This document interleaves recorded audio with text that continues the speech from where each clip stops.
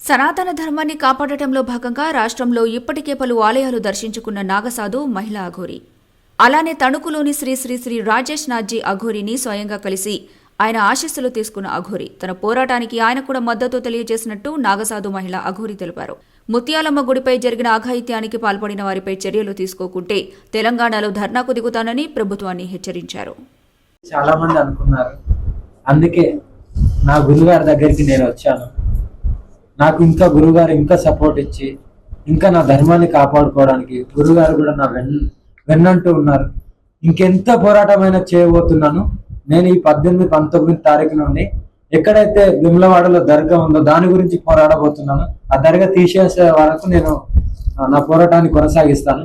ముత్యాలమ్మ గుళ్ళ కానీ లేకుంటే ఆంజనేయ స్వామి గుళ్ళ నవ విగ్రహాలు ఏదైతే ఎన్ని ధ్వంసాలు అయితే నేను హెచ్చరించినప్పటి నుండి ఆ 6 గుళ్ళు ధ్వంసమైనాయి కదా, వాళ్ళు ఎవరు చేశారు ఏంటిది అనేది బయటకు వచ్చే వరకు నా పోరాటాన్ని ఆపను. నేను తెలంగాణకు చేరుకున్న వెంటనే 100% గా నేను ధర్నా చేస్తున్నాను.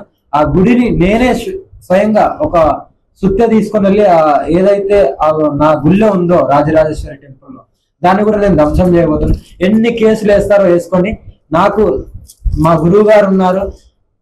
ఇలాంటి గురువు గారుల పాదసేవ చేసుకుంటూ నేను జీవితాంతం ఉన్నాను కాబట్టి, నీతి నిజాయితీ ఉన్నా కాబట్టి నా వెన్నకు మా అఘోరి సంస్థ మొత్తం ఉంది, నాగసాధు సంస్థ.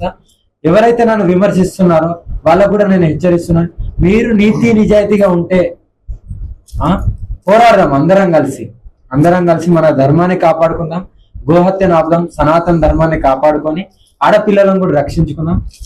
ఈ